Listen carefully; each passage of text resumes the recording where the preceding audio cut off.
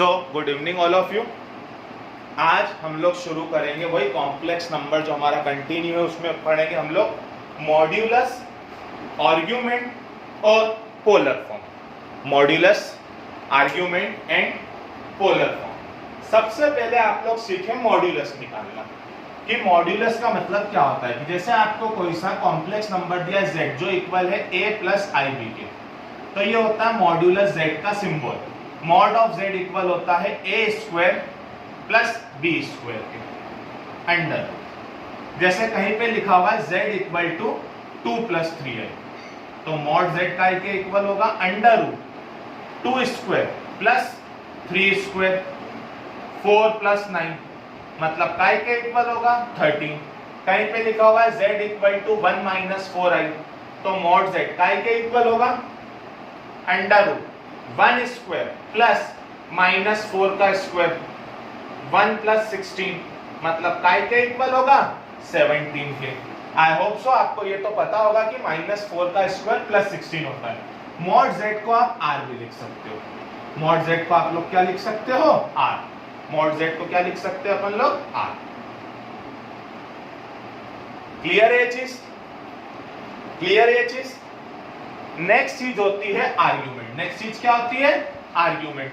पर आपको आर्ग्यूमेंट पढ़ने से पहले, बेटा इसमें एनसीईआरटी खोल रखी है ना, आर्ग्यूमेंट पढ़ने से पहले आप लोगों को छोटी सी चीज पता होना चाहिए।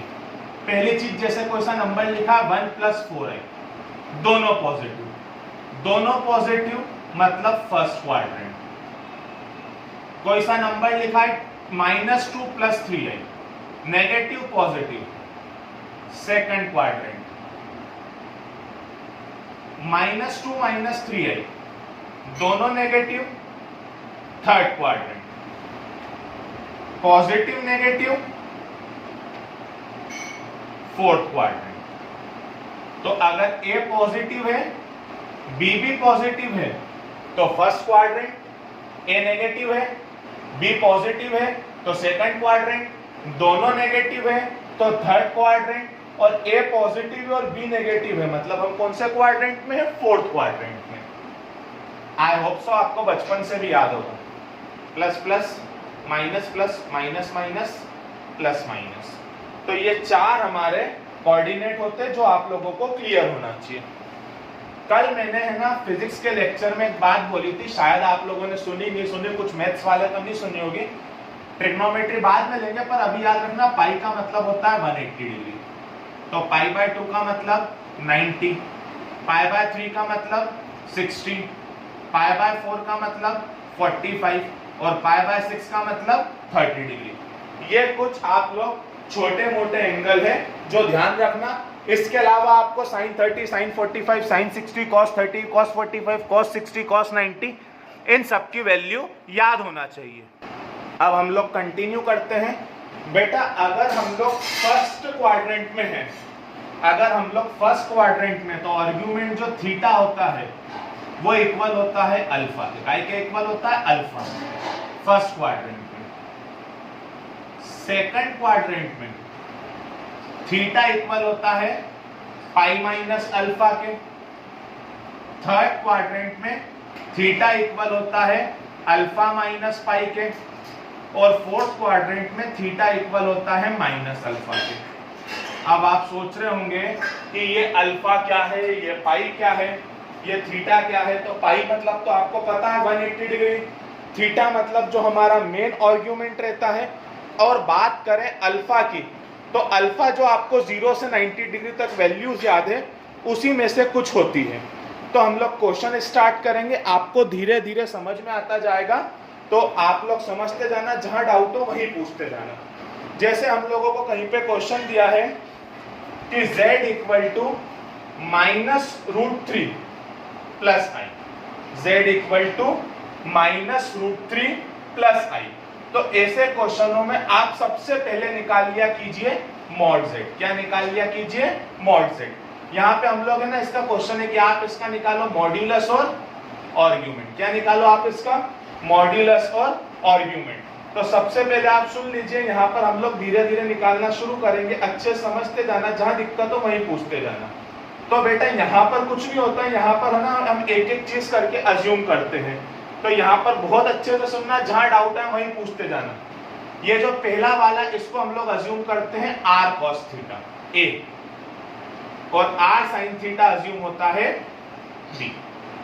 तो r cos थीटा इक्वल आ गया -√3 के और r sin थीटा आ गया 1 के। इसके आगे कुछ नहीं आ रहा, मतलब 1 आ रहा है। अब r क्या होता है? r होता है mod z, जो कि काय के इक्वल होता है √a² प्लस b², मतलब -√3 का स्क्वायर प्लस 1 का स्क्वायर, मतलब √3 प्लस 1 मतलब 4 आके बाहर कितना हो जाएगा 2, मतलब r की वैल्यू आ गई 2। जैसे ही r की वैल्यू 2 आ जाए, r की वैल्यू जैसे ही 2 आ जाए, तो यहां पर r cos थीटा काय के बराबर था -√3, तो r की वैल्यू 2, तो cos थीटा इक्वल आ गया -√3/2। r sin थीटा काय के इक्वल था b, r की वैल्यू कितनी थी 2, तो sin थीटा काय के इक्वल आ गया 1/2। अभी आप सब भूल जाओ, यहां पर आप लोग मेनली चीज ध्यान रखो, ये √3/2 और 1/2 साइन और कॉस में काय की वैल्यू होती है, तो आपको बहुत अच्छे से ध्यान होगा। साइन 30 1/2 होता है और कॉस 30 √3/2 होता है। साइन 30 1/2 होता है और कॉस 30 कितना होता है √3/2। मतलब यहां पर जो अल्फा रहेगा वो रहेगा 30 डिग्री। 30 डिग्री मतलब π/6। अब हम लोगों को अल्फा से क्या निकालना रहता है? थीटा। अब आप ढंग से देखो तो पहली वैल्यू कैसी है? नेगेटिव। दूसरी वैल्यू कैसी है? पॉजिटिव। पहली नेगेटिव और दूसरी कैसी है? पॉजिटिव। तो पहली नेगेटिव है और दूसरी पॉजिटिव है, तो कौन से क्वाड्रेंट पे हम लोग है सेकंड क्वाड्रेंट में। तो थीटा कैसे निकलता है? पाई माइनस अल्फा, मतलब पाई माइनस π/3 मतलब 2π/3। आई होप सो आप लोगों को थोड़ा थोड़ा समझ में आया होगा। कोई बात नहीं आया है तो हम लोग आराम से एक क्वेश्चन और लेंगे, उसमें आप लोग क्लियर करने की कोशिश कीजिएगा।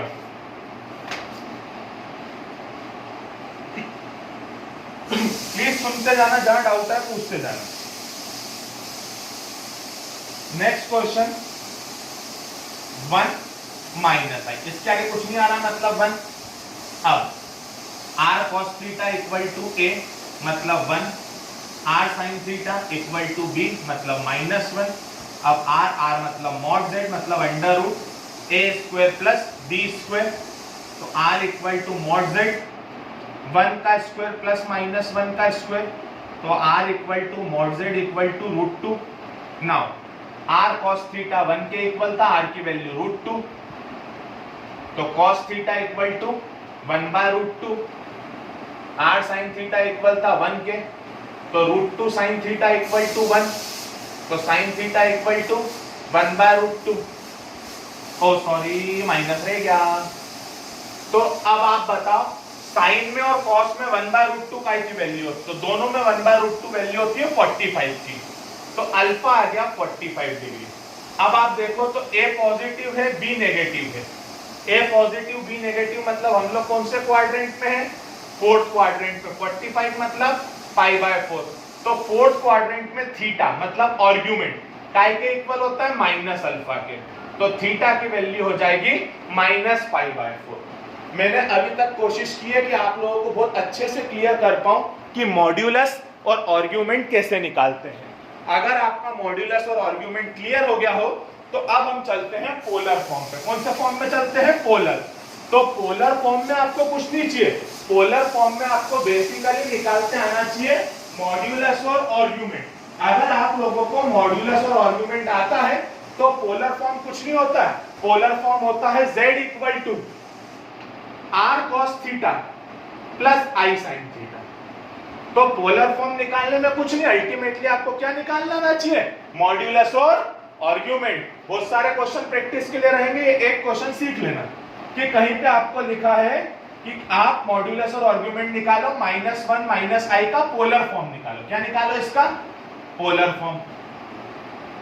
तो a कितना? -1, इसके आगे कुछ नहीं आ रहा, मतलब 1, तो सॉरी a इक्वल टू मतलब r cos theta equal to a equal to -1, r sin theta equal to b equal to -1, r equal to mod z equal to under root a square plus b square, r equal to under root -1 का square plus -1 का square, r equal to 1 + 1 मतलब r equal to √2।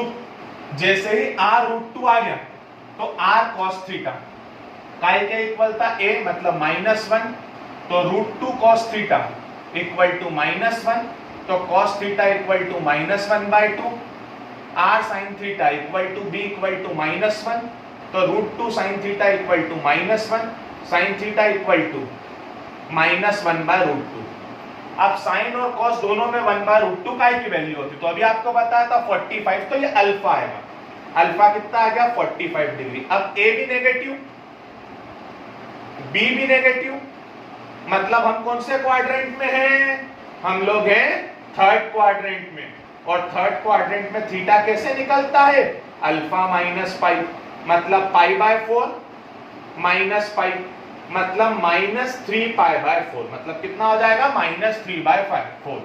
बस अब polar form होता है z equal to r cos theta plus i sin theta, तो r cos -3π/4 plus i sin -3π/4, इसी form को हम लोग बोलते हैं पोलर फॉर्म। तो आई होप सो आज आप लोगों को मॉड्यूलस, आर्गुमेंट और पोलर फॉर्म तीनों क्लियर होंगे। Thank you.